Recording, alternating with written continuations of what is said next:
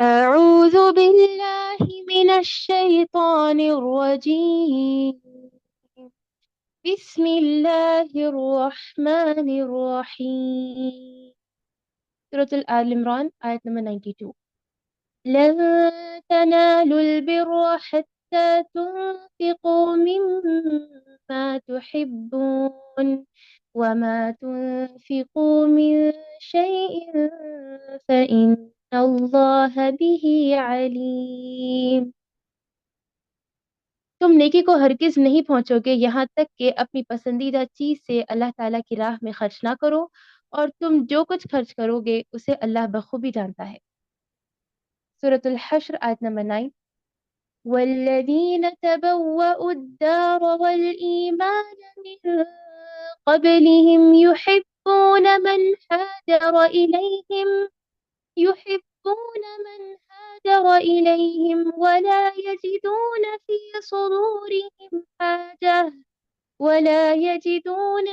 صدورهم حاجة مما أوتوا ويؤثرون على أنفسهم ولو كان بهم خصاصة ومن يوق شح نفسه فأولئك هم المفلحون۔ اور ان کے لیے جنہوں نے اس گھر میں یعنی مدینہ اور ایمان میں ان سے پہلے جگہ بنا لی اور اپنی طرف ہجرت کر کے آنے والوں سے محبت کرتے ہیں، اور مہاجرین کو جو کچھ دے دیا جائے اس سے وہ اپنے دلوں میں کوئی تنگی نہیں رکھتے، بلکہ خود اپنے اوپر انہیں ترجیح دیتے ہیں، گو خود کتنی ہی سخت حاجت ہو۔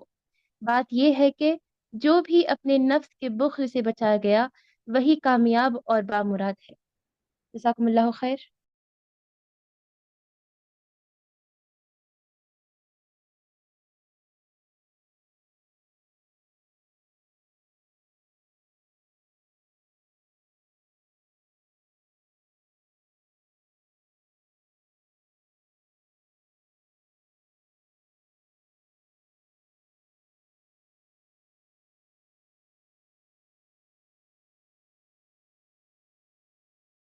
أعوذ بالله من الشيطان أعوذ بالله من الشيطان الرجيم بسم الله الرحمن الرحيم قال رب اشرح لي صدري ويسر لي أمري واحلل عقدة من لساني يفقهوا قولي۔ معزز ماؤں، پیاری بہنوں، پیاری بیٹیوں، السلام علیکم ورحمۃ اللہ وبرکاتہ۔ الحمدللہ، آج جو ہم اصحاب النبی کے سلسلے کو جاری رکھتے ہوئے جن 3 اصحاب النبی صلی اللہ علیہ وسلم کا تذکرہ پڑھنے جا رہی ہیں، ان میں سے پہلے صحابی جن کا ہم نے نام دیا تھا آپ کو، ابو ایوب انصاری رضی اللہ عنہ۔ شروع کرتے ہیں اس پیارے صحابی کے تذکرے سے انشاءاللہ۔ اس کے بعد ہم پے در پہ 3 اصحاب النبی صلی اللہ علیہ وسلم کے واقعات پڑھیں گے۔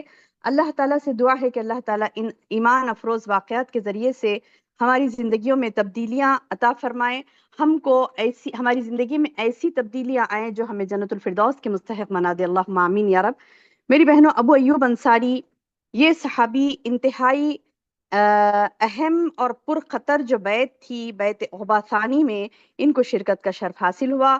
اور ابو ایوب انصاری وہ ہیں جو غزوہ بدر سے لے کر غزوہ تبوک تک تمام غزوات میں وہ شریک رہے الحمدللہ۔ غزوہ بدر سے لے کر غزوہ تبوک تک تمام جنگوں میں وہ شریک رہے۔ اور امام جوزی رحم اللہ علیہ کہتے ہیں کہ ابو ایوب خالد بن زید انصاری، پورا نام ہے ان کا یہ، ابو ایوب خالد بن زید انصاری رضی اللہ عنہ 70 آدمیوں کے ساتھ بیعت عقبہ ثانی میں شریک ہوئے، اور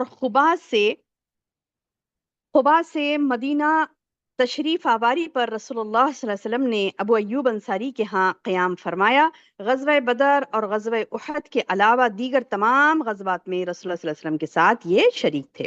میری بہنوں، یہ ہیں ابو ایوب انصاری رضی اللہ عنہ، جو کہ مدینہ ہجرت کرنے کے بعد رسول اللہ صلی اللہ علیہ وسلم کی میزبانی کا بھی انہیں شرف حاصل ہوا۔ اور ابو ایوب انصاری وہ ہیں جو اللہ کے رسول صلی اللہ علیہ وسلم کا بے حد احترام کرتے تھے، ادب کرتے تھے۔ اس کی وجہ سے انہوں نے کیا کیا؟ مکان کے بالائی منزل پر قیام کرنے کو پسند نہیں کیا۔ کیا مطلب ہے؟ مسلم کی ایک حدیث ہے آپ کو اچھا سمجھ میں آئے گا میں نے ابھی کیا کہا، کہ وہ اس قدر یعنی آپ کا احترام کرتے تھے اللہ کے رسول صلی اللہ علیہ وسلم کا، کہ ہوا یہ تھا، حدیث سنیں گے تو پوری بات سمجھ آ جائے گی۔ مسلم کی ایک حدیث ہے، ابو ایوب انصاری رضی اللہ عنہ سے یہ روایت ہے، تو کہتے ہیں ان ابی ایوب ان نبی صلی اللہ علیہ وسلم، ابو ایوب انصاری کہتے ہیں، سے روایت ہے کہ نبی صلی اللہ علیہ وسلم مدینہ جب تشریف لائے تو ان کے ہاں قیام پذیر ہوئے، یعنی ان کے ہاں رکے، تو محمد صلی اللہ علیہ وسلم نے ابتداءً نچلی منزل میں رہائش اختیار کی، یعنی جیسے 2 منزلہ ان کا مکان تھا، نیچے کی منزل میں اللہ کے رسول صلی اللہ علیہ وسلم نے اپنی رہائش اختیار کی تھی، اور اوپر کی منزل میں وہ رہتے تھے ابو ایوب انصاری رضی اللہ عنہ، کیونکہ اللہ کے رسول صلی اللہ علیہ وسلم نے پسند کیا تھا کہ وہ نیچے رہیں۔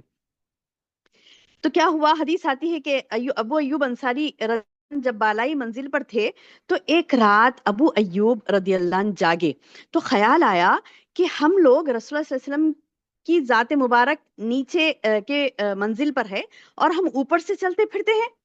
اس خیال سے وہ اتنا خوف زدہ ہوئے کہ اس خیال سے اس رات کو وہ ایک طرف سمٹ کر ہٹ کر کونے میں گزار دی۔ اس رات، وہ رات انہوں نے کیا کی، یہ خیال جب آیا ان کو کہ ارے اللہ کے رسول صلی اللہ علیہ وسلم نیچے کی منزل میں ہے، میں اوپر کی منزل میں ہوں، تو کیا کیے، سمٹ کر ایک طرف رات گزاری، اور یعنی جب صبح ہوئی تو رسول اللہ صلی اللہ علیہ وسلم سے اپنی رات کو جو ان کو خیال آیا تھا، اور وہ جو ضمیر میں جو چیز ان کی آئی تھی، تو اپنا ما فی الضمیر بیان کیا، تو محمد صلی اللہ علیہ وسلم نے فرمایا نچلی منزل میں لوگوں سے ملاقات کرنے اور آنے جانے میں میرے لیے آسانی ہے۔ کیا فرمایا رسول اللہ صلی اللہ علیہ وسلم نے، نچلی منزل میں نے اسی لیے لی کیونکہ لوگوں سے آنے جانے کے لیے، ملاقات کرنے کے لیے آسانی ہے میرے لیے۔ تو ابو ایوب انصاری رضی اللہ عنہ نے عرض کی، جس مکان کی نچلی منزل میں آپ رہائش پذیر ہوں، میں اس کی بالائی منزل میں قیام نہیں کر سکتا، اور نبی صلی اللہ علیہ وسلم سے ادباً گزارش کرنے لگے، تو میں نہیں رہ سکتا، بولے کہ میں مطلب آپ نیچے رہے تو میں اوپر نہیں رہ سکتا، تو اللہ کے رسول صلی اللہ علیہ وسلم پھر بالائی منزل پر منتقل ہو گئے اور آپ نیچے رہنے لگے۔ تو یہ ادب النبی تھا، یہ نبی صلی اللہ علیہ وسلم کا ادب تھا، آپ کے ساتھ بہت ہی یعنی عزت سے پیش آتے تھے، حالانکہ یہ لوگ نئے نئے تھے اسلام میں، یعنی ابھی ان کو کچھ بھی نہیں معلوم تھا کہ دین کیا ہے، اسلام کیا ہے، محمد صلی اللہ علیہ وسلم کے رتبہ کیا ہے، درجہ، لیکن سبحان اللہ، روز اول سے ہی اسلام لانے کے بعد روز اول سے ہی وہ اللہ کے رسول صلی اللہ علیہ وسلم کی بے حد تکریم کرتے تھے۔ اور میری بہنوں، ابو ایوب انصاری وہ صحابی ہیں جن کے گھر کی قربت آپ صلی اللہ علیہ وسلم کی میزبانی کا باعث بنی، یعنی بخاری کی حدیث ہے، انس بن مالک رضی اللہ عنہ کہتے ہیں کہ مدینے میں داخل ہونے کے بعد محمد صلی اللہ علیہ وسلم نے پوچھا ہمارے دوستوں میں سے کس کا گھر قریب ہے، تو ابو ایوب انصاری رضی اللہ عنہ نے عرض کیا یا رسول اللہ یہ رہا میرا گھر اور یہ رہا اس کا دروازہ، تو رسول اللہ صلی اللہ علیہ وسلم نے فرمایا اچھا جاؤ، جا کر ہمارے آرام کا بندوبست کرو۔ تو پھر ابو ایوب انصاری رضی اللہ عنہ نے عرض کیا تشریف لائیں، اللہ مبارک کرے، بے حد خوش ہو گئے، یعنی جب اللہ کے رسول صلی اللہ علیہ وسلم آپ کے گھر تشریف لائے تو بے حد خوش ہو گئے۔ اور میری بہنوں، نبی صلی اللہ علیہ وسلم کو جو چیز ناپسند ہوتی تو ابو ایوب انصاری بھی اس کو ناپسند کرتے، نبی صلی اللہ علیہ وسلم کو جو چیز پسند ہوتی تو آپ بھی اس چیز کو پسند فرماتے۔ تو یہ ہے حب رسول، یہ ہے حب رسول، کہ جو چیز نبی پسند کرتے ہیں وہ ہم پسند کریں، جو چیز نبی پسند نہیں کرتے تو ہم نہیں پسند کریں۔ تو ویسے صحابہ کا معاملہ تھا، جیسے کہ ایک حدیث آتی ہے مسلم کی کہ ابو ایوب انصاری رضی اللہ عنہ خود راوی ہیں اس حدیث کے، کہتے ہیں کہ میرے ہاں قیام کے دوران رسول اللہ صلی اللہ علیہ وسلم کی خدمت میں جب کھانا پیش کیا جاتا تو آپ صلی اللہ علیہ وسلم حسب خواہش اس میں سے تناول فرما لیتے، یعنی جو مطلب جتنا آپ کو کھانا ہوتا حسب خواہش لے لیتے اس میں سے، اور باقی کھانا میرے پاس بھیج دیتے۔ تو ایک روز آپ صلی اللہ علیہ وسلم نے کھانا کھائے بغیر ویسے کا ویسا ہی واپس بھیج دیا، کیونکہ اس کھانے میں لہسن تھا، کچا لہسن۔ تو میں نے آپ صلی اللہ علیہ وسلم سے عرض کی کیا لہسن حرام ہے؟ کس سے پوچھے؟ اللہ کے رسول صلی اللہ علیہ وسلم سے ابو ایوب انصاری پوچھنے لگے کہ اللہ کے رسول کیا لہسن حرام ہے؟ تو آپ صلی اللہ علیہ وسلم نے فرمایا حرام تو نہیں، مگر ناگوار بو کی وجہ سے میں اسے پسند نہیں کرتا، یعنی کچے لہسن میں جب آپ کھاتے ہیں تو بہت یعنی تیز بو آتی ہے، جب آپ اس کو فرائی کر دیتے ہیں، جب وہ پکنے میں آ جاتا ہے تو وہ کیسے ہو جاتا، اس کی وہ کھانے پر منہ میں سے بدبو نہیں آتی، لیکن کچا لہسن آپ کھاؤ تو بہت زیادہ بو آتی ہے، تو بولے کہ اس کی بو کی وجہ سے میں اسے پسند نہیں کرتا۔ تو ابو ایوب انصاری فرمانے لگے جس چیز کو محمد صلی اللہ علیہ وسلم ناپسند فرماتے ہیں میں بھی اسے ناپسند کرتا ہوں، جس چیز کو جس چیز کو نبی صلی اللہ علیہ وسلم پسند نہیں کرتے تو وہ چیز کو میں بھی ناپسند کرتا ہوں، یہ آپ نے کہہ دیا۔ میری بہنوں، یہ تھے ابو ایوب انصاری، اور یہ رسول اللہ صلی اللہ علیہ وسلم کا بچا ہوا کھانا بھی بڑے شوق سے کھاتے تھے، بڑے اہتمام سے کھاتے تھے، جبکہ وہ ایک امیر و کبیر یعنی تھے مدینے کے، اچھا پوزیشن رکھتے تھے، لیکن انتظار کرتے تھے کہ نبی صلی اللہ علیہ وسلم کب اپنے کھانے میں سے بچا کر مجھے بھیجیں تاکہ میں ذوق و شوق سے کھاؤں۔ تو اللہ کے رسول صلی اللہ علیہ وسلم ان کا یہ ذوق و شوق دیکھ کر کچھ بچا کر بھیج دیتے، اور ابو ایوب انصاری اس کو بڑے شوق سے کھاتے۔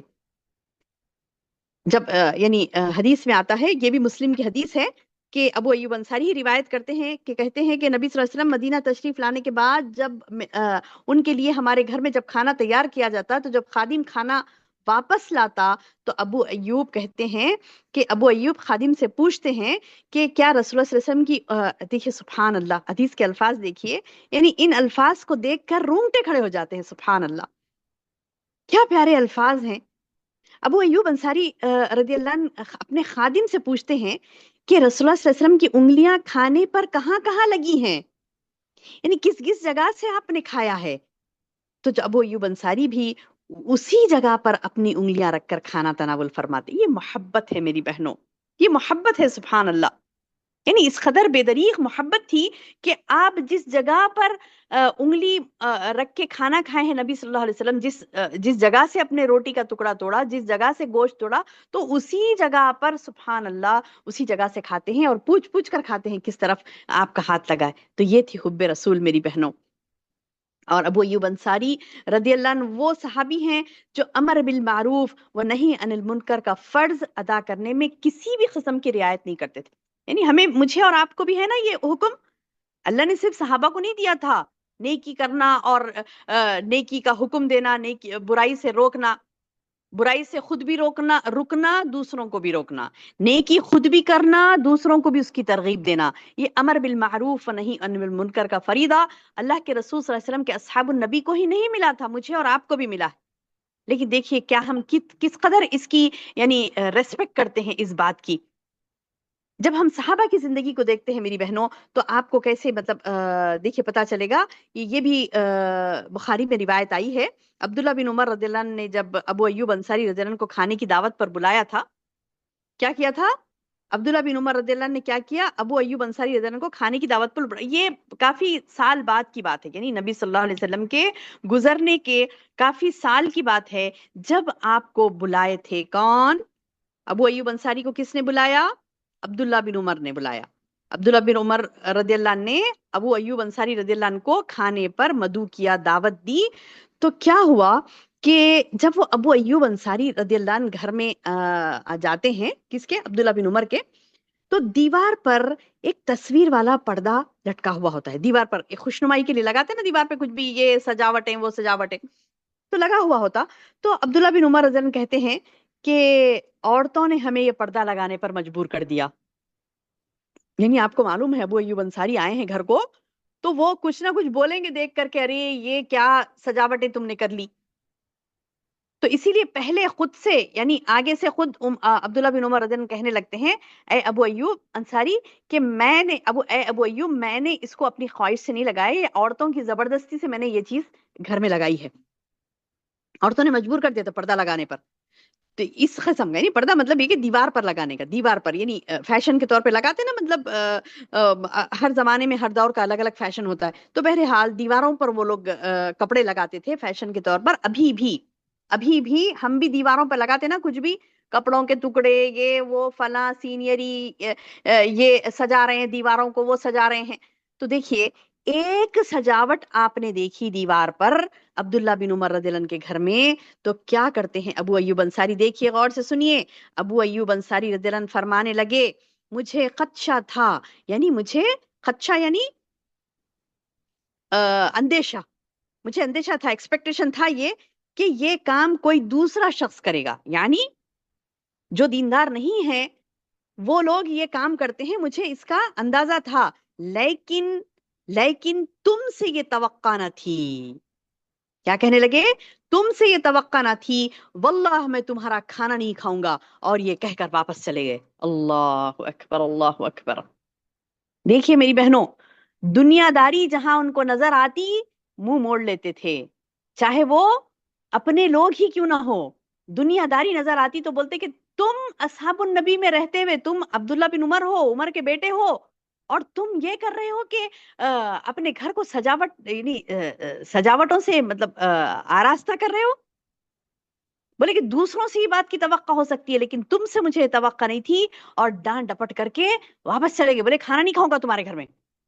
آج ہم حرام کہیں ہوتا ہے کام، حرام کام ہے، شادی بیاہ میں جا رہے ہیں، مکس گیدرنگ ہے، ویڈیوگرافی لی جا رہی حرام ہے، مکس گیدرنگ حرام ہے، ویڈیوگرافی لی جا رہی حرام ہے. بڑے کیا بولے کہ نہیں نہیں کچھ بھی سمجھیں گے نا، اچھا نہیں لگتا نا، کھانا کھا لے کے چلے جائیں گے. اب کہتی بھی نہیں نہیں ہم جائیں گے، تو وہ آگے والی کہتی ہے کہ نہیں نہیں آپ بیٹھو، ایسے کیسے جا سکتے، آپ کھانا کھا لے کے چلے جائیے، کچھ نہیں اللہ معاف کر دیں گا، یہ ہے فلاں ہے. ہاں جانے تو معاف کر دیں گا، ہم تو پردے میں ہے نا، کھا لے کے نکل جائیں گے. بولے تو نعوذ باللہ، نعوذ باللہ من ذالک. ایک شعر آتا نا علامہ اقبال کا، ایک شعر ہے علامہ اقبال کا، اے طائر لاہوتی اس رزق سے موت اچھی جس رزق سے آتی ہو پرواز میں کوتاہی. سمجھ آیا؟ کلام سمجھنے کے لیے اردو ضروری ہے، اچھی کریں اپنی اردو کو، اپنی اردو کو اچھی کریں، کیونکہ اردو میں تقریباً یعنی عربی کے الفاظ بھی ہیں. کیا ہے وہ شعر میں؟ اے طائر لاہوتی، ایک طائر ہوتا پرندہ، ایک پرندہ ہوتا لاہوتی اس کا نام ہے، تو وہ کیسے بہت اونچی اڑان اڑتا ہو. تو اس کو مطلب ایک انسان کو کہہ رہے ہیں طائر لاہوتی اس رزق سے موت اچھی، یعنی وہ رزق کھانے سے تو مر جانا اچھا ہے جس رزق سے آتی ہو پرواز میں کوتاہی. یعنی تم اونچی اڑان نہیں اڑ سکتے، حلال حرام کی تمیز نہیں کریں گے، حرام کام کرنے والوں کی صحبت اختیار کریں گے، حرام کام کرنے والوں کے ساتھ اپنے شب و روز گزاریں گے، ان سے دوستی مینٹین کریں گے، کھانا پینا ہم نوالا ہم پیالہ ہوں گے ان سے، تو واللہ واللہ آپ وہ پرواز نہیں کر سکتے جو مجھے اور آپ کو اڑنی ہے. اور وہ پرواز کیسی ہو؟ وہ بلندی، آسمانوں کی بلندی کو چھونے والی وہ پرواز ہوتی ہے، عرش الہی کے قریب ہونے والی وہ پرواز ہوتی ہے، اللہ کا قرب حاصل کرنے والی. تو میری بہنوں، صحابہ کرام نے ایسی اللہ کا قرب حاصل نہیں کیا، انہوں نے جدوجہد کی، مصیبتیں اٹھائی، رشتہ داریوں کی پرواہ نہیں کی، اپنوں کی پرواہ نہیں کی، خود کی پرواہ نہیں کی، اور حلال و حرام کی تمیز سختی سے کرتے تھے. دیکھیے ابو ایوب انصاری رضی اللہ عنہ کیا کرتے ہیں، کھانا نہیں کھاتے ان کے گھر میں، یہ دیکھ کے کہ وہ دنیا ان کے پاس بھری ہے، دنیا کی سجاوٹیں ان کے پاس بھری ہیں. آج ہم دیکھ کر منہ بھی نہیں کھولتے کہ مطلب یہ سجاوٹیں نہیں کرنی ہے، نہیں بولتے، اور نہیں جان دو بھی کیا سمجھیں گے نا. حالانکہ ہمیں بھی ہے وہ حکم امر بالمعروف و نہی عن المنکر کا، ہمیں بھی حکم ہے، مجھے اور آپ کو بھی وہ حکم ہے، کرنا ہے ہمیں. کہیں جاتے ہیں دیکھتے ہیں تو سمجھا کے بول دیجئے کہ نہیں یہ غلط ہے میری بہن، ایسے نہیں کرنا، ہمیں میسج پہنچا دیں. حلال اور حرام کی تمیز کوئی نہیں کرتی. یہ تو ایک سجاوٹ تھی معمولی، انہوں نے کوئی حرام کام نہیں کیا تھا، ایک سجاوٹ کی تھی معمولی. لیکن امر بالمعروف و نہی عن المنکر پر جب سختی سے عمل پیرا ہوتا ہے بندہ تو چھوٹی سی غلطی بھی برداشت نہیں کرتا، بڑے بڑے تو دور کی بات ہے. اللہ مستعان، اللہ ہماری مدد کرے نیکی کرنے میں. اور ایک صحیح حدیث آتی ہے اس بارے میں کہ وہ کیسے یعنی امر بالمعروف و نہی عن المنکر کا فریضہ انجام دیتے، سنتوں پر سختی سے عمل کرتے. کہ ایک مرتبہ کا ایک واقعہ ہے کہ ابو یعلا رحم اللہ علیہ سے روایت ہے، وہ کہتے ہیں کہ ہم نے عبد الرحمن بن خالد بن ولید کے ساتھ جہاد کیا. ایک جہاد میں دشمن کے 4 قیدی لائے گئے، انہیں باندھ کر قتل کروا دیا گیا. تو ابو ایوب انصاری کو معلوم ہوا تو ناراض ہو گئے اور فرمانے لگے میں نے رسول اللہ صلی اللہ علیہ وسلم کو یہ فرماتے ہوئے سنا کہ باندھ کر قتل نہ کرو. یعنی قیدی کو سزا بھی دے رہے ہیں تو کس طریقے سے اللہ کے رسول صلی اللہ علیہ وسلم نے سزا دی تھی اسی طریقے سے دینا ہے، بولے اپنی مرضی نہیں کرنا. بولے تو سبحان اللہ، دیکھیے صحابہ کرام نبی صلی اللہ علیہ وسلم کی سنتوں کو کیسے سختی سے اس پر عمل کرتے، جو ادا اللہ کے رسول صلی اللہ علیہ وسلم کی تھی وہی ادا اپناتے. اور اگر تھوڑا سا بھی کوئی لوگ ٹریک سے ہٹتے تو ناراضگی کا اظہار کرتے اور کہتے کہ تم کیوں کر رہی، یہ ایسا نبی صلی اللہ علیہ وسلم کا طریقہ نہیں تھا، ایسا نہیں کرنا ہمیں، یہ رسول اللہ صلی اللہ علیہ وسلم کا طریقہ نہیں تھا، یہ ہمیں نہیں کرنا. جس طریقے سے سزا دینے کے لیے بولے اسی طریقے سے سزا دینا، باندھ کر قتل کرنا جائز نہیں ہے تو نہیں کرنا ہے تمہیں. بولے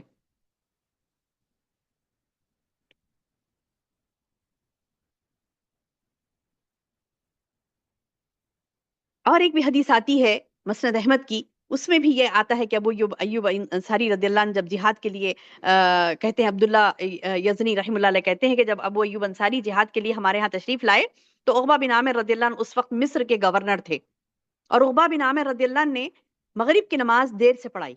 کیا کیا عقبہ بن عامر رضی اللہ عنہ نے؟ مغرب کی نماز دیر سے پڑھائی۔ تو ابو ایوب انصاری رضی اللہ عنہ نے پوچھا، عقبہ یہ کیسی نماز ہے؟ تو عقبہ رضی اللہ عنہ نے کہا، اچھا یہ عقبہ رضی اللہ عنہ کون ہے؟ اس وقت کے مصر کے گورنر ہیں۔ ارے گورنر ہے، ذرا آرام ادب سے بات کرنا، نہیں غلطی کس کی بھی ہو، کہتے ہیں اے عقبہ یہ کیسی نماز تم نے پڑھائی؟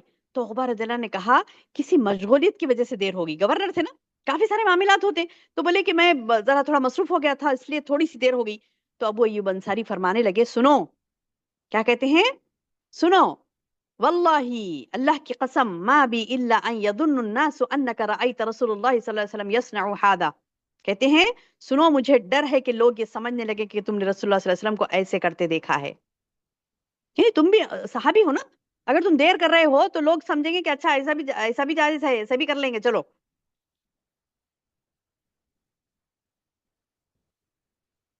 کہنے لگے اما سمعت رسول اللہ صلی اللہ علیہ وسلم یقول لا تزال امتی بخیر او علی فطرت ما لم یؤخر المغرب الى ان تشتبک النجوم، کہتے ہیں کہ کیا تم نے رسول اللہ صلی اللہ علیہ وسلم سے سنا نہیں کہ میری امت اس وقت تک بھلائی پر رہے گی جب تک مغرب کی نماز میں تاخیر نہیں کرے گی، سبحان اللہ، ستاروں کے ظاہر ہونے تک، یعنی مغرب کی نماز میں تاخیر کرنے سے، مغرب کی نماز میں تاخیر کرنے سے کیا ہوگا، کیا ہوگا؟ کہہ رہے ہیں کہ مغرب کی نماز میں تاخیر کرنے سے امت میں خیر ختم ہو جائے گا، میری امت بھلائی پر اس وقت تک قائم رہے گی جب تک مغرب کی نماز میں تاخیر نہ کرے گی، مطلب مغرب کی نماز میں تاخیر کرنے لگے تو گویا خیر ان کے پاس سے ختم ہو جائے گا۔ آج اندیشے سے رک جاتے ہیں، بولے ایسی وقت ہو گیا ہوتے ہی دیکھیں اہل حدیث کی مسجد میں اذان ہونے لگتی، وقت ہوا تو اذان دیتے نا، یہ لوگ بولتے نہیں نہیں تھوڑا احتیاط کریں، اب بعض دوسری اذائیں تھوڑی اور دیر تھوڑی اور دیر، تو آپ دیکھیں 10 منٹ تک اذائیں ہوتی رہتی جب تک کہ نماز ختم بھی ہو جاتی، اہل حدیث کی مسجد میں نماز ختم ہو جاتی اور کئی جگہ دوسری جگہ اذان ہوتی رہتی ابھی، بولے کہ نہیں تھوڑا سا توقف کر کے دیں گے، تھوڑا سا رک کے دیں گے، تھوڑا سا رک کے، تھوڑا سا رک کے، تو رکنا نہیں ہے، وقت ہوتے ہی اذان دے دینے کا حکم ہے۔ تو بہرحال ابو ایوب انصاری رضی اللہ عنہ وہ تھے جو یہ تمام چیزوں کو پکڑتے اور لوگوں کی اصلاح کرتے تھے، امر بالمعروف و نہی عن المنکر کا فریضہ بہترین طریقے سے انجام دیتے تھے۔ میری بہنوں، رومیوں کے خلاف جہاد کے موقع پر ابو ایوب انصاری رضی اللہ عنہ نے قرآنی آیات کی صحیح تشریح کر کے مسلمانوں میں جذبہ جہاد کو دوبالا کر دیا تھا، یعنی خوب بھڑکایا جذبہ جہاد کو، کیا کیا قرآن کی آیتوں کی تشریح کے ذریعے سے، تاکہ لوگوں میں اللہ کی راہ میں مر مٹنے کا جذبہ پیدا ہو۔ وہ تھے ابو ایوب انصاری جو عمر بھر جہاد فی سبیل اللہ فرماتے رہے، خود بھی جہاد کرتے اور دوسروں کو بھی جہاد فی سبیل اللہ پر ابھارتے تھے، حتیٰ کہ دوران جہاد ہی آپ کی وفات ہوئی، اور آپ کو پتا ہے عمر کیا تھی اس وقت؟ کان کھول کر سنیے، 80 سال کے ہیں اور جہاد میں شرکت کر رہے ہیں۔ آج ہم 40-50 سال کے ہو کے بھی ارے اتنی محنت نہیں ہو سک رہی، یہ نہیں ہو سک رہا، وہ نہیں ہو سک رہا، جذبے ایمانی کو اپنے بڑھائیں گے میری بہنوں تو آپ بڑے سے بڑا کام اسلام کا آسان ہو جائے گا۔ یہ بہت بڑا کام ہے جہاد فی سبیل اللہ، انہوں نے تو 80 سال میں جہاد فی سبیل اللہ کیا، آج ہمیں 40-50 سال کی عمر میں بھی تھوڑا یہاں سے وہاں تک جا کے علم حاصل کرنا نہیں ہوتا، یا گھر بیٹھے بھی اتنی دیر تک نہیں بیٹھ سکتے، وہ فلاں ہیں، یہ ہے، تھک جاتے، وہ کیسا یاد کریں گے، یہ کیسا ہوئیں گا، وہ کیسا ہوئیں گا، تھک جاری طبیعت، سبحان اللہ بحمدہ سبحان اللہ العظیم۔ اللہ پاک ہے، اللہ کو ضرورت نہیں ہے ہمارے اعمال کی، ہمیں خود ضرورت ہے میری بہنوں۔ دیکھیے یہ صحابہ کو اللہ تعالیٰ مثال کے طور پر ہمارے سامنے پیش نہیں کرے گا، ان کی مثالیں ہمارے سامنے اللہ تعالیٰ پیش نہیں کرے گا کہ یہ 80 سال کے ہو کے جہاد فی سبیل اللہ میں حصہ لیے ہیں، آپ نے کیا جدوجہد کی اپنی زندگی میں، کیا مجھے اور آپ کو یہ سوال نہیں ہوگا؟ ضرور ہوگا۔ اللہم حاسبنی حسابا یسیرا، اللہ ہم سب سے آسان حساب لے۔ میری بہنوں، اللہ تعالیٰ یہ مثالیں ہمارے سامنے رکھ رہا ہے تو انشاءاللہ ہم صدق دل سے اسے قبول کریں گے۔ جیسے کہ ابو ایوب انصاری رضی اللہ عنہ کے بارے میں ہم نے سنا، اور بھی بہت ساری آپ کے بارے میں روایات آئی ہیں، جیسا کہ ایک ترمذی کی حدیث ہے، اسلم ابو عمران کہتے ہیں کہ ہم عیسائیوں کے خلاف جہاد کے لیے سرزمین روم پر تھے۔ کیا ہوا تھا؟ سرزمین روم پر تھے، عیسائیوں کی طرف سے ایک بڑا لشکر مسلمانوں سے لڑنے کے لیے نکلا، اور مسلمانوں کی طرف سے بھی اتنا ہی بڑا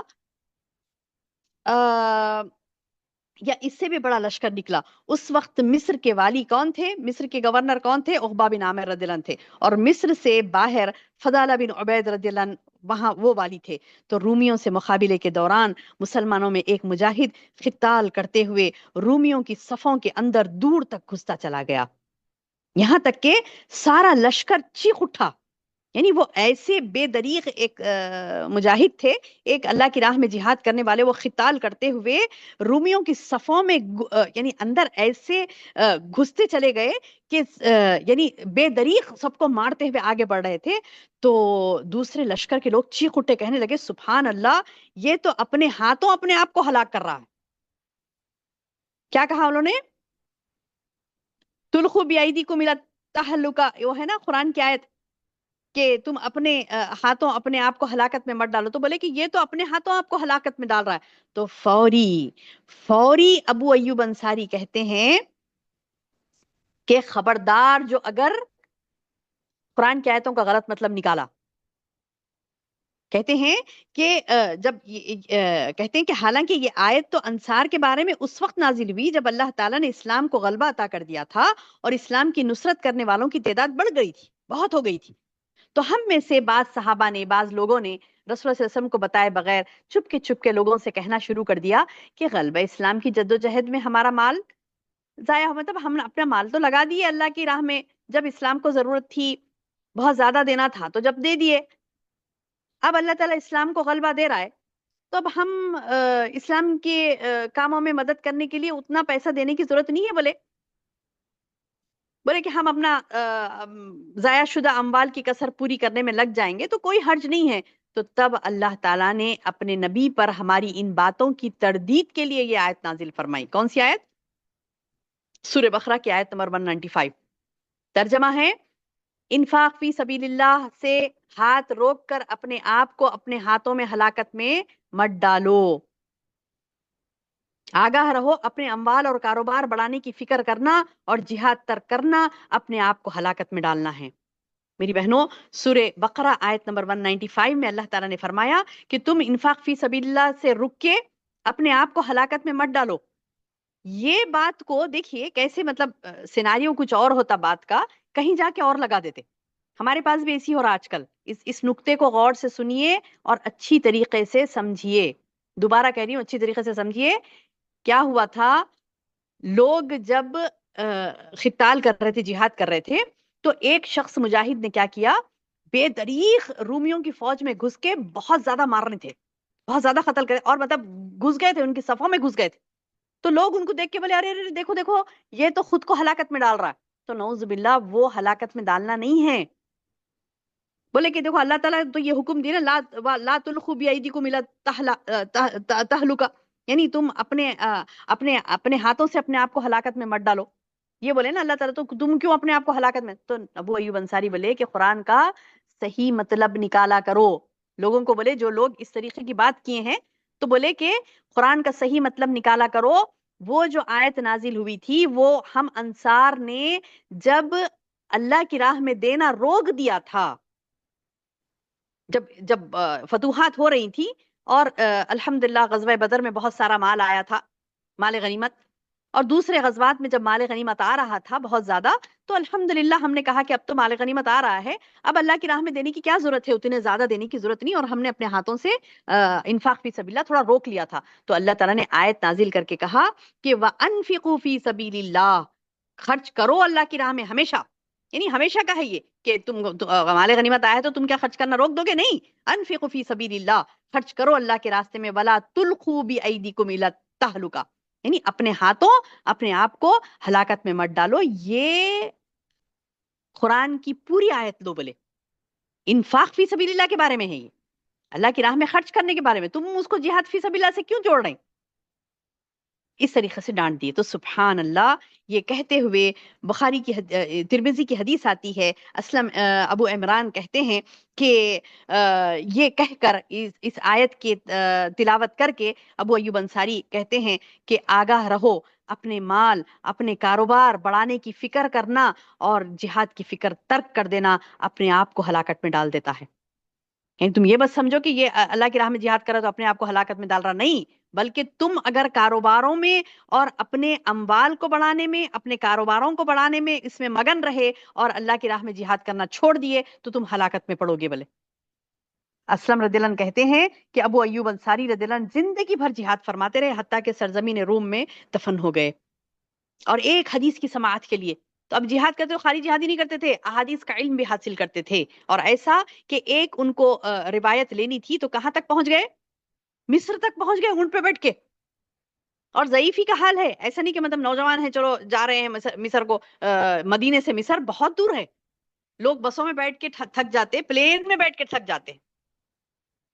دیکھیے سبحان اللہ، صحابہ کا جذبہ ایمانی نے ان کو کتنی طاقت دی تھی، سبحان اللہ، کہ مدینے میں بیٹھ کر اونٹ پر بیٹھتے ہیں اور ڈائریکٹ مصر چلے جاتے ہیں اونٹ پہ بیٹھ کے، کیا دیکھنے کے لیے؟ ایک حدیث کے لیے۔ مسند احمد کی حدیث آتی ہے، ابن جریر رضی اللہ عنہ کہتے ہیں ابو ایوب انصاری رضی اللہ عنہ مدینے سے عقبہ بن عامر رضی اللہ عنہ کے پاس مصر تشریف لائے اور کہنے لگے میں تم سے ایک بات پوچھنے آیا ہوں۔ مصر جاتے سیدھا گورنر کے پاس، عقبہ بن عامر رضی اللہ عنہ کے پاس جا کے کہتے کہ سنو میں تم سے ایک بات پوچھنے آیا ہوں۔ جن لوگوں نے وہ حدیث رسول ایک حدیث جو رسول اللہ صلی اللہ علیہ وسلم سے سنی تھی، ان میں سے اب کوئی بھی زندہ نہیں سوائے میرے اور تمہارے۔ آپ صلی اللہ علیہ وسلم نے آپ نے رسول اللہ صلی اللہ علیہ وسلم سے مومن کا پردہ رکھنے والی حدیث کن الفاظ میں سنی تھی؟ جا کر کیا کہتے ہیں؟ مومن کا پردہ رکھنے والی جو حدیث ہے نا، وہ تم نے کس الفاظ میں سنی تھی نبی صلی اللہ علیہ وسلم سے؟ ذرا وہ الفاظ مجھے بیان کرو، کیونکہ میں اور تم دونوں ہی ہیں اس کے راوی فی الوقت، ہم دونوں ہی شاہد ہیں۔ جب اللہ کے رسول صلی اللہ علیہ وسلم نے یہ حدیث کہی تھی تو جتنے لوگ موجود تھے وہ ساروں کا انتقال ہو گیا، اب تم اور میں دونوں ہی ہیں، لہٰذا میں تم سے مضبوط کرنے کے لیے وہ حدیث آیا ہوں۔ بولے بولو کون سی حدیث تھی وہ جو مومن کا پردہ رکھنے والی حدیث؟ تو عقبہ بن عامر رضی اللہ عنہ نے کہا کہ میں نے رسول اللہ صلی اللہ علیہ وسلم کو فرماتے ہوئے سنا، جو شخص دنیا میں کسی مومن کے عیب پر پردہ ڈالے گا، اللہ تعالیٰ قیامت کے روز اس کے عیب پر پردہ ڈالے گا۔ سبحان اللہ، یہ حدیث کا سننا ہی تھا، بس یہ حدیث ان کو کنفرم کرنی تھی۔ ابو ایوب انصاری رضی اللہ عنہ کو یہ حدیث کنفرم کرنی تھی کہ یہ حدیث میں نے سنی تھی اللہ کے رسول صلی اللہ علیہ وسلم سے، اب اور ایک راوی اس کے ہو جائیں، یہ دونوں یہ بات بول رہے ہیں تو مضبوط ہو جاتی، میں لکھ دوں گا اس حدیث کو۔ ان سے سنتے ہیں حدیث، اور ابو ایوب انصاری مدینہ لوٹ آئے، اپنی سواری کا کجاوا بھی نہیں کھولا، یعنی ایسا نہیں کہ کجاوا اتار دیے اور سکون سے ایک دن ریسٹ کر کے جائیں گے، نہیں، فوری وہ حدیث سنتے ہیں اور جا کر مدینے میں لوگوں سے بیان کرتے ہیں۔ تو میری بہنوں، صحابہ نے اپنی ضعیفے میں بھی اتنی محنت کی، اپنی عمر کے بڑے حصے میں بھی ایک ایک حدیث کے لیے اتنا لمبا لمبا سفر کیا۔ آج ہم ٹھنڈی میٹھی چھاؤں میں بیٹھ کر اگر ایک حدیث یاد نہیں کرتے، اللہ کے رسول صلی اللہ علیہ وسلم کا تذکرہ نہیں پڑھتے، اصحاب النبی صلی اللہ علیہ وسلم کی زندگیوں کو نہیں دیکھتے، تو پھر ہم نے کیا کیا؟ اللہ مستعان، اللہ ہماری مدد کرے۔ میری بہنوں، یہ تھے ابو ایوب انصاری رضی اللہ عنہ۔ اور دوسرے ایک صحابی آتے ہیں، معاذ بن افرا۔ یہ معاذ بن افرا رضی اللہ عنہ وہ صحابی تھے جو بیعت عقبہ میں بیعت عقبہ اولیٰ میں ان کو شرکت کا موقع حاصل ہوا تھا، اور معاذ بن افرا رضی اللہ عنہ کو اپنے دو بھائیوں سمیت تاریخ کے انتہائی پرخطر اور خفیہ مہم جو تھی بیعت عقبہ ثانی، وہ دونوں بھی اس میں شریک ہوئے تھے، معاذ بن افرا بھی اور ان کے دو بھائی بھی۔ اور میری بہنوں، معاذ بن افرا رضی اللہ عنہ اپنے دونوں بھائیوں سمیت غزوہ بدر میں بھی شریک ہوئے تھے۔ یہ افرا اصل میں صحابیہ کا نام ہے، وہ ہیں افرا عبید انصاریہ تھی۔ وہ کیا نام تھا ان کا؟ افرا عبید انصاریہ۔ یہ بنو نجار سے تعلق رکھتی تھی۔ ان کے پہلے شوہر حارث بن رفاع سے ان کے 3 بیٹے تھے، اور ان کا نام تھا معاذ، معوذ اور عوف رضی اللہ عنہم اجمعین۔ ماشاءاللہ، یہ معاذ اور معوذ یہ دونوں نے مل کر ابو جہل کا قتل کیا تھا، یاد رکھیے، بہت اہم صحابی ہے یہ بھی، یعنی مطلب یہ کہ جلیل القدر صحابی میں سے آتے ہیں معاذ اور معوذ۔ یہ دونوں نے یہ افرا کے بیٹے ہیں، یہ افرا کون ہے؟ صحابیاں ہیں یہ افرا کون ہے؟ صحابیاں ہیں، یعنی وہ اپنے ماں کے نام سے مشہور ہوئے، اور غزوہ بدر کے ابتدائی مقابلے میں یہ تینوں بھائی قریش مکہ کے جو جنگجو لوگ تھے نا، عقبہ، شیبہ، ولید، بڑے بڑے جنگجو تھے، تو بولے ان کے مقابلے میں نکل گئے تھے یہ لوگ، بہت بہادر بچے تھے، اور ان کی تربیت کرنے والی کون؟ ان کی ماں، اسی لیے وہ اپنے ماں کے نام سے مشہور ہوئے۔ قریش مکہ کے جو سرداران تھے، عقبہ، شیبہ، ولید، یہ بڑے بڑے سرداران تھے، تو یہ تین بچے ان کے مقابلے میں آ کے بولے کہ ہم تم کو ڈھیر کر دیں گے، تو وہ لوگ انکار کر دیے، بولے کہ ہم یہ بچوں سے نہیں لڑیں گے، بولے ہماری بے عزتی ہے اس میں۔ لیکن سبحان اللہ ہوا یہ کہ ایک بڑا پیارا واقعہ آتا ہے، جب جنگ بدر ہو رہی تھی تو اس وقت معاذ اور معوذ رضی اللہ عنہما، معاذ رضی اللہ عنہ اور معاذ بن افرا، معوذ بن افرا رضی اللہ عنہ، یہ دونوں صحابی کیا کرتے ہیں؟ یہ دونوں صحابی جنگ میں جاتے ہیں، اور ان کا مقصد کیا رہتا کہ ہم نے سنا تھا کہ رسول اللہ صلی اللہ علیہ وسلم کو ابو جہل بہت تنگ کرتا تھا، گالیاں دیتا تھا، اب بولے کہ ہم اس ابو جہل سے بدلہ لیں گے، اب موقع ہے، جہاد میں شرکت کرتے ہیں۔ معاذ رضی اللہ عنہ اور معوذ یہ دونوں کہتے ہیں کہ ہم بدلہ لیں گے، اور کیا کرتے ہیں کہ حدیث میں آتا ہے، بڑی طویل حدیث ہے، تو اس کا مفہوم کیا ہے کہ بخاری کی حدیث میں آتا ہے، بخاری کی حدیث میں آتا ہے کہ عبد الرحمن بن عوف کہتے ہیں، عبد الرحمن بن عوف سے روایت ہے حدیث کی، کہتے عبد الرحمن بن عوف کہتے ہیں بدر کے روز میں صف میں کھڑا ہوا تھا، یعنی جنگ بدر کے دن صف میں کھڑے ہوئے تھے، لائن میں ٹھہرے ہوئے تھے، ابھی جنگ شروع ہو رہی تھی، تو میں نے اپنے دائیں بائیں نظر ڈالی، یعنی آزو بازو دیکھے، تو دیکھے کہ دونوں بھی کمسن بچے ہیں، دو نوجوان لڑکوں کو میں نے دیکھا، تو میں نے دل میں تمنا کی کاش میں ان دو کمسن لڑکوں کے بجائے، یہ چھوٹے چھوٹے بچے ہیں میرے دو طرف، کوئی دو مضبوط اور بڑی عمر کے آدمی رہنا تھا، بولے کیا کہہ رہے ہیں عبد الرحمن بن عوف؟ میں نے یہ خیال کیا کہ یہ دو نوجوان بچے، چھوٹے چھوٹے بچے ہیں، کاش کہ میں کوئی اور مضبوط جوانوں کے بیچ میں رہتا۔ تو ان دونوں میں سے ایک نے مجھے اشارے سے پوچھا، دیکھیے بڑا پیارا واقعہ ہے، یعنی کیسے بچے تھے اس دور کے، سنیے کہ وہ بڑے اس سے کہتے ہیں چچا چچا سنو، عبد الرحمن بن عوف رضی اللہ عنہ کو کہتے ہیں اے چچا سنیے، تو کہتے ہیں ہاں بتائیے کیا بات ہے، عبد الرحمن بن عوف رضی اللہ عنہ کہتے ہیں ہاں بتاؤ کیا بات ہے، تو کہتے ہیں چچا جان آپ ابو جہل کو جانتے ہیں؟ تو عبد الرحمن بن عوف کہتے ہیں کہ ہاں، لیکن ابو جہل سے تمہارا کیا کام، وہ تو بڑا سردار ہے، وہ بہت بڑا ہے اور بڑا سردار ہے۔ تو لڑکے نے کہا مجھے پتا چلا ہے کہ وہ رسول اللہ صلی اللہ علیہ وسلم کو گالیاں دیتا ہے، اس ذات کی قسم جس کے ہاتھ میں میری جان ہے، اگر میں نے اسے دیکھ لیا تو میں اس سے اس وقت تک جدا نہیں ہوں گا جب تک اسے ختم نہ کر دوں، یا اس کی موت ہونا یا میری موت ہونا، اس سے پہلے میں اس سے الگ نہیں ہوں گا، بولے۔ اب عبد الرحمن بن عوف کہتے ہیں جذبہ ایمانی سے بھرپور یہ گفتگو سن کر مجھے بڑا تعجب ہوا، ابھی میں تعجب میں ہی تھا کہ دوسری طرف کا لڑکا بھی مجھے کہتا ہے سنیے چچا، تو کہتے ہیں ہاں کیا ہے بتاؤ بیٹے، تو بولتے کہ سیم الفاظ وہی، ابو جہل کو آپ نے دیکھا؟ تو بولے کہ ہاں، تو تمہارا بھی ارادہ وہ ہے؟ تو بولتے کہ ہاں میرا بھی ارادہ یہ ہے، میرا ارادہ یہ ہے کہ میں ابو جہل کو دیکھوں تو فوری اس پر ٹوٹ پڑوں اور اسے قتل کر دوں، ہٹوں گا نہیں بولے جب تک، کیونکہ میرے رسول کو وہ گالی دیتا تھا، بولے یہ مدینے کے لوگ ہیں نا، ان کو نہیں پتا تھا کون ہے ابو جہل، تو عبد الرحمن بن عوف سے یہ دو لڑکے پوچھ رہے ہیں، سبحان اللہ۔ اور عبد الرحمن بن عوف رضی اللہ عنہ کہتے ہیں کہ جب میں نے دونوں لڑکوں سے کہا دیکھو یہ ہے وہ آدمی جس کے بارے میں تم مجھ سے پوچھ رہے تھے نا، یہ ہے، یہ سنتے ہی دونوں لڑکے عقاب کی طرح جھپٹے، اس پر حملہ کیا اور اسے قتل کر دیا، پھر دونوں رسول اللہ صلی اللہ علیہ وسلم کی خدمت میں حاضر ہوئے اور دونوں نے آپ صلی اللہ علیہ وسلم کو خوشخبری سنائی۔ یعنی پہلے تردد ہوتے رہتا، جب وہ بھیجتے نبی صلی اللہ علیہ وسلم سے آ کے بولتے نا ہم جہاد میں شرکت کریں گے، تو 13 سال کے 14 سال کے بچے رہتے، تو بولتے کہ آپ لوگ ابھی چھوٹے ہو، ابھی جنگ میں نہیں شرکت کر سکتے، تو اب بولتے کہ ہم سے کیا آپ یعنی ایگزام لینا چاہتے ہیں، لے لیجئے، ہم سے ہم ٹیسٹنگ کروا کے دیکھ لیجئے ہمیں کہ ہم کیسے لڑتے ہیں۔ تو نبی صلی اللہ علیہ وسلم مسکرا دیتے ہیں اور کہتے ہیں کہ ٹھیک ہے، آزما کے دیکھنے کے لیے کہہ رہے ہو، ٹھیک ہے آزماتے ہیں۔ تو واقعی میں بہت اچھا یہ دونوں یعنی لڑتے ہیں۔ تو اللہ کے رسول صلی اللہ علیہ وسلم دونوں کو اجازت دیتے، اور دونوں کا ٹارگٹ کیا تھا دیکھیے، سردار کو قتل کرنا، کیونکہ وہ گستاخ رسول تھا، سبحان اللہ۔ تو ایسے نڈر ہمارے صحابہ تھے میری بہنوں، بچے بچے بچے بچے نڈر تھے، اور اسلام کی خاطر مر مٹنے کا جذبہ ان کے اندر تھا، گستاخ رسول کو انجام تک پہنچانے کا ان کے اندر جذبہ تھا۔ آج ہم آج ہم نعوذ باللہ کوئی گستاخی کر رہا ہے اللہ کے رسول صلی اللہ علیہ وسلم کی تو ہمیں پرواہ تک نہیں، ہمیں خود نہیں معلوم کہ وہ کیا گستاخی کر رہا ہے، ہمیں خود نہیں، ہمارے بچوں کو خود نہیں معلوم سیرت النبی کیا ہے، اتنے انجان ہیں صحابہ کیسے تھے، صحابہ کے بچے، صحابہ یہ تو میں جس صحابی کا میں ذکر کر رہی ہوں معاذ بن افرا رضی اللہ عنہ، بچے تھے، معاذ بن افرا رضی اللہ عنہ اور معوذ بن کے بھائی تھے، دونوں بچے تھے 13 سال 14 سال کے، لیکن جذبہ ایمانی ایسے پیدا نہیں ہوتا میری بہنوں، خالی خالی پیدا نہیں ہوتا یہ کہ مطلب اپنی جان کی بازی لگا کر ایک بڑے سردار کو قتل کر رہی، ایسے جذبہ ایمانی کب پیدا ہوتا ہے؟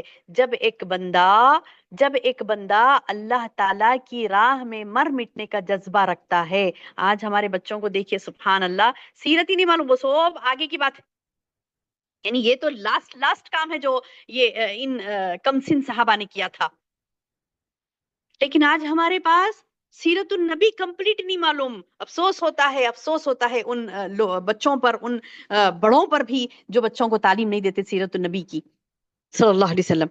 تو میری بہنوں، یہ معاذ بن افرا رضی اللہ عنہ وہ صحابی تھے جنہوں نے جھپٹ کر تیزی سے، یعنی 13 سال کے بچے تھے اور تیزی سے جھپٹ کر جا کر ابو جہل کو قتل کرتے ہیں، نبی صلی اللہ علیہ وسلم کو آ کر خوشخبری سناتے ہیں۔ بخاری کی حدیث میں آتا ہے کہ اللہ کے رسول صلی اللہ علیہ وسلم سے جب یہ کہتے ہیں کہ ہم نے ابو جہل کا کام تمام کر دیا، تو تم دونوں میں سے کس نے قتل کیا؟ اسے قتل کیا۔ نبی صلی اللہ علیہ وسلم پوچھتے ہیں تم دونوں میں سے کس نے قتل کیا؟ تو دونوں جواب دیتے ہیں کہ میں نے کیا، میں نے کیا۔ تو آپ صلی اللہ علیہ وسلم دریافت کرتے کہ تم نے اپنی تلواروں کو صاف تو نہیں کیا؟ تو دونوں نے کہا کہ نہیں۔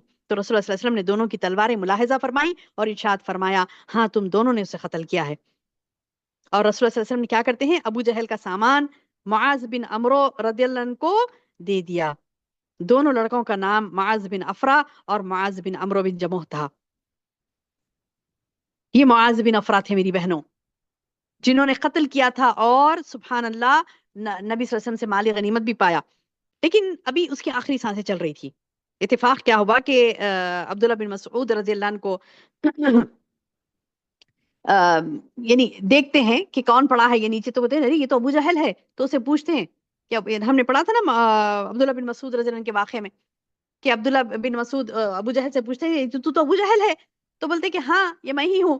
تو اس کا سر کاٹ کے لاتے ہیں اللہ کے رسول صلی اللہ علیہ وسلم کے پاس، تو آخر میں جو اس کو مارتے ہیں وہ عبداللہ بن مسعود، یہ دونوں بچے تھے نا کم سن، وہ سمجھتے کہ وہ مر گیا، دونوں حملہ کر کے اس کو مار دیتے پوری طریقے سے، وہ یعنی مطلب یہ کہ اس کی جان نکل نہیں رہی تھی، بس اتنا لاسٹ اس کے لمحات رہتے، لیکن جب عبداللہ بن مسعود رضی اللہ عنہ پہنچتے ہیں تو وہ دیکھتے ہیں کہ ابھی اس کی سانسیں چل رہی تھی، تو اللہ کے رسول صلی اللہ علیہ وسلم کو آ کر بتلاتے ہیں کہ ابھی اس کی سانسیں چل رہی تھی تو میں نے اس کا کام تمام کر دیا۔ تو اللہ کے رسول صلی اللہ علیہ وسلم ابو جہل کی تلوار عبداللہ بن مسعود رضی اللہ عنہ کو دیتے ہیں۔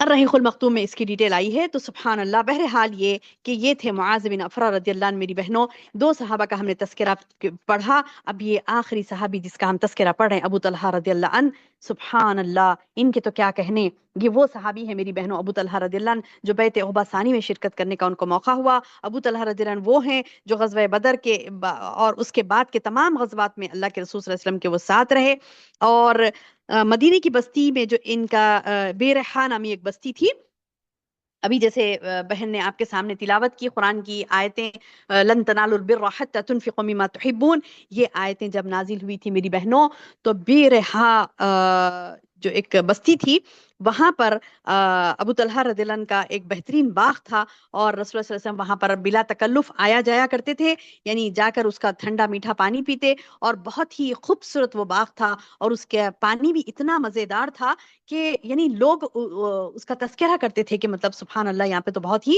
ذائقہ دار پانی ملتا ہے، اور بڑی زبردست یہ بیرحا بستی جو تھی وہاں پر ایک بہت بڑا فارم تھا ان کا، کس کا؟ ابو طلحہ رضی اللہ عنہ کا، بہت ہی بڑا فارم تھا وہاں پر۔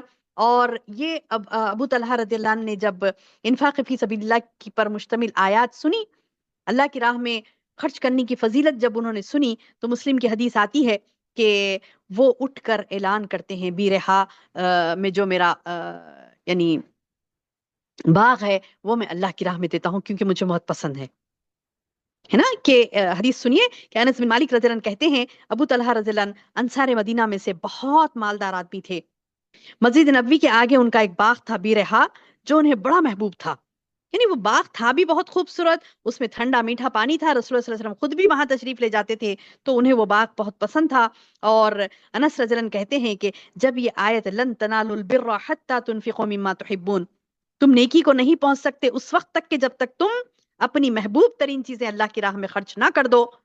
سورہ آل عمران کی آیت نمبر 94 ہے یہ نازل ہوئی تو ابو طلحہ رضی اللہ عنہ کھڑے ہوئے اور کہنے لگے یا رسول اللہ صلی اللہ علیہ وسلم، اللہ تعالیٰ اپنی کتاب میں فرماتے ہیں لن تنالو، تم ہرگز بھی نہیں پہنچ سکتے، محبوب ترین تمہارا مال جو ہے وہ اللہ کی راہ میں جب تک خرچہ نہیں کرے جب تک تم نہیں پہنچ سکتے نیکی کو۔ تو وہ اٹھتے ہیں اور پہلے تو اپنے آپ کو ٹٹولتے ہیں کہ کون سا مال ایسا ہے جو میرا محبوب ترین ہے، میں وہ اللہ کی راہ میں دوں گا۔ اور جب سوچتے ہیں تو بیرہا انہیں بہت پسند ہوتا ہے، بہت زبردست باغ ہوتا ہے وہ، تو کہتے ہیں کہ بے شک بیرہا سب سے زیادہ مجھے محبوب باغ ہے، میں اسے اللہ کی راہ میں صدقہ کرتا ہوں اور میں اللہ تعالیٰ سے امید رکھتا ہوں کہ وہ مجھے اس کا اجر دے گا اور آخرت میں میرے لیے ایک ذخیرہ کر دے گا اس کو، لہٰذا آپ اسے جہاں چاہیں خرچ کریں یا رسول اللہ صلی اللہ علیہ وسلم۔ تو رسول اللہ صلی اللہ علیہ وسلم نے کہا کہ بہت خوب بہت خوب، یہ تو بڑا اچھا مال تجارت ہے تمہارا، یعنی بڑی زبردست تجارت تم نے کی، یہاں پر ایک بہترین باغ اللہ کی راہ میں دیا تو پھر وہاں تمہیں بہت بڑا چڑھا کر کئی باغات ملیں گے اس سے بہتر، بہت بہتر۔ اور دو مرتبہ اللہ کے رسول صلی اللہ علیہ وسلم نے کہا بہت خوب، یہ تو بڑا اچھا مال تجارت ہے، یہ تو بہت ہی اچھا مال تجارت ہے جو تم نے کیا ہے، میں نے اسے سن لیا اور میری رائے یہ ہے، نبی صلی اللہ علیہ وسلم فرماتے ہیں میں نے اسے سن لیا، میری رائے یہ ہے کہ تم اسے اپنے مستحق اقربا میں بانٹ دو، یعنی تمہارے جو قریبی رشتہ دار ہیں جو مستحق ہیں ان میں بانٹ دو۔ چنانچہ ابو طلحہ رضی اللہ عنہ نے اسے اپنے اقارب چچا زاد بھائیوں کے درمیان تقسیم کر دیا۔ تو میری بہنوں، یہ تھے ابو طلحہ رضی اللہ عنہ، اور ان کی بیوی بھی کیسی فرما بردار۔ روایات میں آتا ہے کہ جب یہ اعلان کر کے آتے ہیں کہ میں نے بیرہا کا بڑا یہ باغ اللہ کی راہ میں دے دیا ہے، تو اس وقت جب اندر بھی نہیں جاتے، کیونکہ بہت محبوب ہوتا نا، ان کو باغ بہت پسند ہوتا، تو اندر بھی نہیں جاتے، باہر سے آواز لگاتے اپنی اہلیہ کو کہ باہر آ جاؤ، یہ باغ میں نے اللہ کی راہ میں دے دیا ہے۔ اور اس وقت وہ باغ میں اپنے بچے کو، ایک چھوٹے بچے کو لے کر ٹہلتی رہتی، تو بولتی کہ مطلب مبارک ہو تم کو تمہاری تجارت اے ابو طلحہ۔ سبحان اللہ، آپ ہم ہوتی اور ہمارے کوئی عزیز و اقارب، شوہر ہے، بھائی ہے، بیٹا ہے، ارے یہ کیا کر کے آ گئے، جذبے میں بولے کہ اتنا اچھا باغ دے دیا اللہ کی راہ میں، ذرا تو سوچنا تھا، مشورہ کرنا تھا میرے سے۔ سبحان اللہ سبحان اللہ، نہیں، دیکھیے صحابیات کیسے تھے میری بہنوں، بڑی بڑی قربانیاں۔ آیت پڑھ کے ہم نے بھی کئی مرتبہ اس آیت کو پڑھا، آپ نے نہیں پڑھا؟ لن تنالوا البر حتى تنفقوا مما تحبون، ہم کتنی مرتبہ ہم اس آیت پر سے گزرے اور ہم نے کتنی مرتبہ قربانیاں کی اللہ کی راہ میں، یہ چیک کر لیجئے، یہ چیک کریے۔ اور میری بہنوں، جب ہم اس آیت پر سے گزرتے ہیں اور اپنے آپ پہ ٹٹولتے ہیں میرے پاس کون سا قیمتی چیز ہے اللہ کی راہ کی، مطلب جو مجھے محبوب ہے، کیونکہ اللہ نے کہا لن تنالوا، تم پہنچ ہی نہیں سکتے نیکی کو یہاں تک کہ تم محبوب ترین چیزیں اللہ کی راہ میں قربان نہ کر دو۔ اگر ہم محبوب ترین چیزوں کو اللہ کی راہ میں قربان کر دیتے ہیں تو پھر سبحان اللہ ہم نیکی کو پہنچ جائیں گے۔ تو یہ سٹرگل کس نے کیا؟ صحابہ نے کیا، ہمارے لیے نمونہ عمل ہے۔ الحمدللہ جب میں کی ہوں اس بات کو تو میں آپ کو بھی ہوم ورک دوں گی کہ آپ بھی اللہ کی راہ میں اپنے محبوب ترین مال کو، اپنے وہ محبوب ترین مال جو آپ کو بہت زیادہ پسند ہیں، وہ اللہ کی راہ میں دیجئے، تو انشاءاللہ اس وقت آپ نیکی کو پہنچیں گے انشاءاللہ۔ تو میری بہنوں، ابو طلحہ رضی اللہ عنہ وہ صحابی تھے جنہوں نے اپنا محبوب ترین مال اللہ کی راہ میں خرچ کیا، اور ابو طلحہ رضی اللہ عنہ رسول اللہ صلی اللہ علیہ وسلم کو بے انتہا چاہتے تھے۔ اور غزوہ احد کے دن تو سبحان اللہ اتنی پیاری یہ حدیث ہے، رواہ مسلم کی حدیث ہے، کہتے ہیں انس بن مالک رضی اللہ عنہ، بڑی پیاری حدیث ہے، سنیے میری بہنوں، تیر اندازی جب ہوتی ہے احد کے دن، رسول اللہ صلی اللہ علیہ وسلم کا دفاع کرنا ہوتا ہے، صحابہ کرام کی تعداد کم ہے اس وقت کیا واقعہ پیش آتا ہے، سنیے ابو طلحہ کیا کرتے ہیں رضی اللہ عنہ، اپنا جسم رسول اللہ صلی اللہ علیہ وسلم کے آگے رکھ دیتے ہیں اور کہتے ہیں کہ کوئی تیر آپ کو چھونے نہ پائے، کوئی تیر آپ کو نہ لگے، مجھے لگے، جتنے تیر آتے ہیں لگنے دیجئے مجھے، اور آ کر کیا کرتے ہیں نبی صلی اللہ علیہ وسلم کے سامنے ٹھہر جاتے ہیں۔ انس بن مالک رضی اللہ عنہ کہتے ہیں احد کے روز شکست کھانے کی وجہ سے صحابہ کرام رسول اللہ صلی اللہ علیہ وسلم سے الگ ہو گئے تھے، ادھر ادھر بکھیر گئے تھے، صرف ابو طلحہ آپ صلی اللہ علیہ وسلم کے پاس باقی رہ گئے تھے، وہ اپنی ڈھال آپ صلی اللہ علیہ وسلم کے اوپر کیے ہوئے تھے۔ ابو طلحہ زبردست تیر انداز تھے، اس روز ان کے ہاتھوں 2 یا 3 کمانیں ٹوٹی، یعنی اس قدر تیر چلائے، اس قدر تیر چلائے کہ 3 کمانیں ٹوٹی تھی۔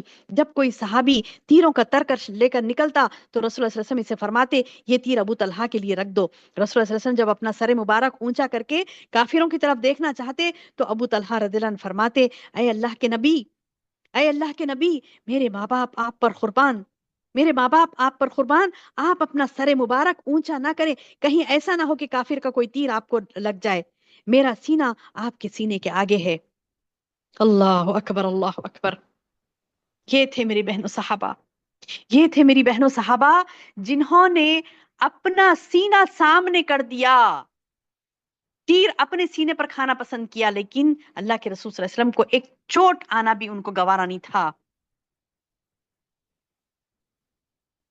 یہ ہوتی ہے محبت رسول، یہ ہوتی ہے محبت رسول۔ غزوہ احد میں رسول اللہ صلی اللہ علیہ وسلم نے ابو طلحہ رضی اللہ عنہ کے اس جذبے کو دیکھ کر ارشاد فرمایا لشکر میں ابو طلحہ کی آواز 1000 آدمیوں کی آواز پر بھاری ہے۔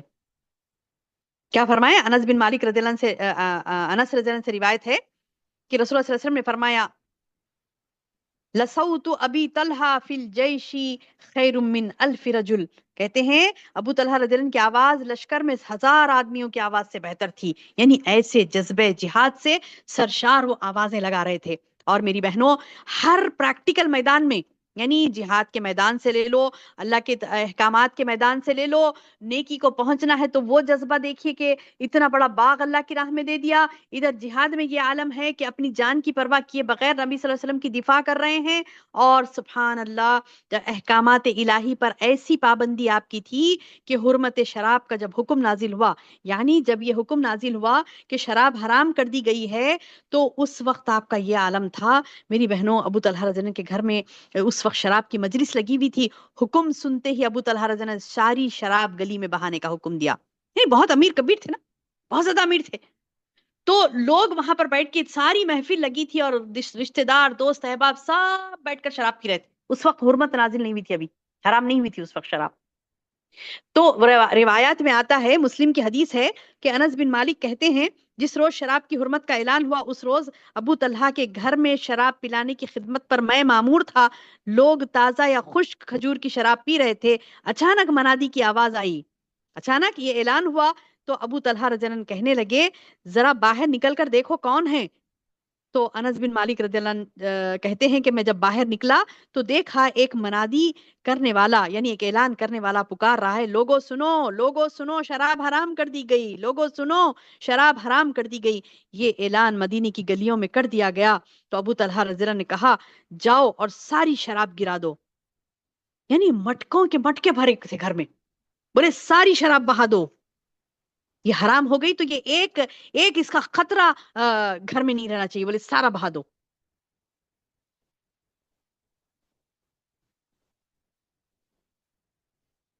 اور سارا بہا دیا گیا، سبحان اللہ، سارا یعنی کیا کہتے ہیں کہ ساری شراب ان کے گھر میں جو تھی بہا دی گئی۔ یعنی کوئی چیز حرام ہے جب ہم کو معلوم، ہم کیا کرتے تھوڑا سا کیا کریں گے، خالی پھینکنے کی بجائے ان کو دے دیں گے، یہ کر دیں گے، فلاں کر دیں گے، ایسا بچا لیں گے، ویسا کمائیں گے، کچھ تو سوچتے، نعوذ باللہ، نعوذ باللہ من ذالک۔ لیکن حرام کوئی چیز ہے تو نو کمپرومائز، بولے سارا پھینک دو، پھینک دی۔ اور میری بہنوں ابو طلحہ رضی اللہ عنہ وہ صحابی ہیں جن کا جذبہ ایثار، قربانی، میزبانی اس کی تحسین کے لیے، یعنی اس کی مبارکباد دینے کے لیے اللہ تعالیٰ نے قرآن کی آیتیں نازل فرمائی، سبحان اللہ، جو ابھی آپ کے سامنے تلاوت کی گئی آیت سورہ حشر کی آیت نمبر 9، وہ نازل ہوئی۔ کب نازل ہوئی؟ بخاری کی حدیث آتی ہے، سنیے، ابو ہریرہ رضی اللہ عنہ سے روایت ہے، ایک آدمی خود ابو ہریرہ رضی اللہ عنہ رسول اللہ صلی اللہ علیہ وسلم کی خدمت میں حاضر ہوا۔ ابو ہریرہ رضی اللہ عنہ سے روایت ہے کہ ایک آدمی، یعنی خود اپنے بارے میں کہہ رہے ہیں کہ رسول اللہ صلی اللہ علیہ وسلم کی خدمت میں وہ حاضر ہوئے اور عرض کیا یا رسول اللہ صلی اللہ علیہ وسلم مجھے بہت بھوک لگی ہے۔ ہم نے پڑھا تھا نا میری بہنوں، ابو ہریرہ رضی اللہ عنہ کے بارے میں پڑھا تھا کہ کیسے یعنی غربت کے ساتھ وہ اللہ کے دین کی علم حاصل کرتے ہیں اور ان کے پاس کھانے کے لیے کھانا نہیں ہوتا، اور بہت بھوک سے بعض وقت تو گر جاتے ہیں. ہم نے پڑھا تھا نا پچھلے ابو ہریرہ رضی اللہ عنہ کے واقعے میں. تو ابو ہریرہ رضی اللہ عنہ کہتے ہیں ایک مرتبہ میں آیا، بھوک سے بہت نڈھال تھا، اور کہنے لگا اللہ کے رسول مجھے بہت شدید بھوک لگی ہے. تو رسول اللہ صلی اللہ علیہ وسلم نے اپنے گھروں میں آدمی بھیجا اور بلا بھیجا کہ مطلب کہیں کچھ ہو کھانے کے لیے، تو کوئی چیز نہ ملی. تو رسول اللہ صلی اللہ علیہ وسلم نے فرمایا کوئی آدمی ہے جو اسے آج کی رات اپنے مہمان بنائے. کیا کہتے ہیں اللہ کے رسول صلی اللہ علیہ وسلم؟ کوئی آدمی ہے جو اسے آج کی رات اپنا مہمان بنائے، اللہ اس پر رحم کرے گا. تو انصار سے ایک آدمی ابو طلحہ کھڑے ہوئے اور کہنے لگے یا رسول اللہ صلی اللہ علیہ وسلم میں انہیں اپنا مہمان بناتا ہوں. چنانچہ وہ شخص یعنی حضرت ابو طلحہ رضی اللہ عنہ اس سے یعنی ابو ہریرہ رضی اللہ عنہ کو اپنے ساتھ لے گئے اور اپنی بیوی سلیم سے کہا، کیا کہتے ہیں، سلیم سے کہا یہ رسول اللہ صلی اللہ علیہ وسلم کا مہمان ہے، گھر میں موجود کسی بھی چیز سے اسے محروم نہ رکھنا. تو سلیم کہتی ہیں واللہ بچوں کے کھانے کے علاوہ تو ہمارے گھر میں کوئی چیز نہیں ہے. دیکھیے ایک وقت ہوتا ہے کہ بڑے امیر و کبیر ہوتے ہیں لیکن بے دریغ اللہ کی راہ میں دے دیتے ہیں، اس کے بعد ان کے گھر میں کوئی چیز نہیں بچتی. تو کہتے ہیں سلیم کہ اے ابو طلحہ ابھی تو کچھ نہیں بچا ہے ہمارے پاس، بولے کھانا بچوں کے لیے تھوڑا سا تھا. تو ابو طلحہ رضی اللہ عنہ کہتے ہیں دیکھو جب رات ہو جائے بچے کھانا مانگے تو انہیں کسی طرح بہلا پسلا کر سلا دینا اور آتے جاتے چراغ بجھا دینا. یعنی ایک آئیڈیا سے کہ مطلب چراغ بجھا دو، بچوں کو کچھ بھی تھوڑا بہت کچھ بھی کھلاؤ اور تھوڑا سا مطلب انہیں بہلا پسلا کر انہیں پانی وغیرہ پلا کر تم سلا دو، اور جو تم نے اپنے بچوں کے لیے رکھا تھا اس میں سے مہمان کو دے دو، تھوڑا سا کھلا دو پلا دو بچوں کو اور سلا دو، اور اس کے بعد مہمان کے لیے رکھ دو، ہم دونوں کو نہیں کھانا ہے. بولے ٹھیک ہے. اس کے بعد کیا کرتے ہیں، آج رات کہتے ہیں کہ سلیم آج رات ہم دونوں کچھ نہیں کھائیں گے تاکہ مہمان سیر ہو کر کھا لے. اور سلیم رضی اللہ عنہ نے ایسا ہی کیا. یعنی جب کھانے بیٹھے تھے تو آئیڈیا سے چراغ بجھا دیے، اور وہ لوگ ظاہر یہ کر رہے تھے خود کھا رہے ہیں، اور سارا ان کو ڈال دیا. کس کو؟ ابو ہریرہ رضی اللہ عنہ کو. تو جب صبح وہ ابو طلحہ رضی اللہ عنہ رسول اللہ صلی اللہ علیہ وسلم کی خدمت میں حاضر ہوتے ہیں تو رسول اللہ صلی اللہ علیہ وسلم نے فرمایا اللہ عز و جل نے تمہارے طرز عمل کو پسند فرمایا. سبحان اللہ. کیا کہتے ہیں؟ قال لقد عجب اللہ عز و جل او ضحک من فلان و فلانا. یہ مسکرایا، اللہ تعالیٰ کو ہنسی آ گئی، یعنی خوشی سے. یعنی سبحان اللہ، وہ واقعہ ہوا ہے ابو طلحہ رضی اللہ عنہ کے گھر میں. دوسرے دن صبح نبی صلی اللہ علیہ وسلم کہہ رہے ہیں کہ تمہارے بارے میں اللہ تعالیٰ نے آیات نازل کی، وہ خوش ہوا تمہاری یعنی اس حرکت کو دیکھ کر. سبحان اللہ. بے شک اللہ سمیع ہے میری بہنوں، بہت زیادہ سننے والا، اور بے شک اللہ تعالیٰ بصیر ہے، بہت زیادہ دیکھنے والا. دیکھیے وہ مہمان خود نہیں دیکھ پائے کہ میزبان نے کچھ کھایا کہ نہیں کھایا کیونکہ انہوں نے چراغ گل کر دیا تھا، لیکن وہ رب کائنات البصیر جس کی صفت ہے، روشنی کی اسے ضرورت نہیں دیکھنے کے لیے. سبحان اللہ. وہ دیکھ لیتا ہے رب کائنات. اور آسمانوں پر، ساتوں آسمان پہ سے، عرش پر سے نگاہیں اللہ کی ان گھروں میں ہوتی ہے میری بہنوں جو گھروں میں دین پرورش پاتا ہے، جو گھروں میں دین پر سختی سے عمل ہوتا ہے، جو گھروں میں دین کے لیے قربانیاں دی جاتی ہے. سبحان اللہ. ان گھروں پر اللہ کی رحمت کی نظر ہوتی ہے، اللہ مسکراتا ہے ان گھروں کو دیکھ کر. دیکھیے جب آیت نازل ہوئی تو اللہ کے رسول صلی اللہ علیہ وسلم دوسرے دن صبح ابو طلحہ رضی اللہ عنہ کو کہتے ہیں کہ آؤ ابو طلحہ مبارک ہو، اللہ عز و جل نے تمہارے لیے تو اس طرز عمل کو پسند فرمایا اور یہ آیت نازل ہوئی. اللہ تعالیٰ نے یہ آیت نازل فرمائی. کون سی آیت ہے وہ؟ جو ابھی آپ کے سامنے سورۃ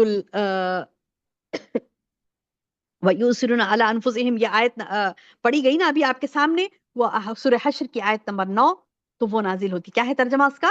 بعض لوگ دوسروں کو اپنے آپ پر ترجیح دیتے ہیں خواہ خود اس کے کتنے ہی حاجت مند ہو. اللہ اکبر.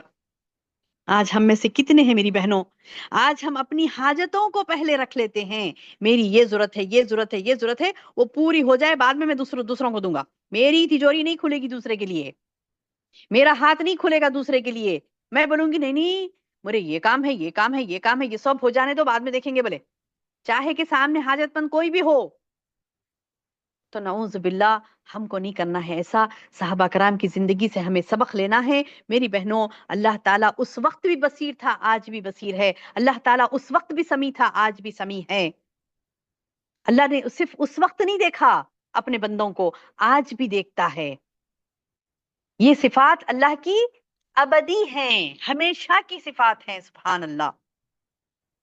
تو میری بہنوں، آج بھی ہم ایثار و قربانیاں کریں گی، اللہ کی راہ میں جد و جہد کریں گی، اپنے نفس کو ماریں گی، اور سبحان اللہ، اللہ کی راہ میں بے دریغ مال خرچ کریں گی، دوسروں پر احسانات کریں گی، دوسروں کے ضروریات کا خیال کریں گی، اور انشاءاللہ جتنا زیادہ ہم جذبہ ایمانی سے بھرپور اعمال کریں گے، اللہ تعالی ہمیں اتنا ہی نوازے گا، اور اللہ تعالی ہم سے اتنا ہی خوش ہوگا، اور اللہ کی نظر رحمت ہم پر پڑے گی. سبحانک اللہم و بحمدک، اشہد ان لا الہ الا انت، استغفرک و اتوب الیک. اللہ تعالیٰ سے دعا ہے کہ اللہ تعالیٰ ہمیں ان صحابہ کی جو ایمان افروز واقعات ہم پڑھ رہے ہیں، اللہ تعالیٰ سے دعا ہے کہ اللہ تعالیٰ ہمیں اس کو کہنے اور سننے سے زیادہ عمل کی توفیق عطا فرمائے. اور اللہ تعالیٰ سے دعا ہے کہ اللہ تعالیٰ ان پیارے پیارے نفوس جو کہ سبحان اللہ جن کے تذکرے ہم پڑھ رہے ہیں، تو اللہ تعالیٰ سے دعا ہے کہ اللہ تعالیٰ ہمیں ان کو صرف پڑھنے اور سننے کے حد تک نہیں رکھے، بلکہ اس کو ہم اپنی زندگیوں میں عمل پیرا کریں. اللہ تعالیٰ سے اس دعا کے ساتھ ہی ہم اپنے اجتماع کا سلسلہ روکتے ہیں. اللہ تعالیٰ ہماری کاوشوں کو قبول کرے. اللہم آمین یا رب. السلام علیکم ورحمۃ اللہ وبرکاتہ.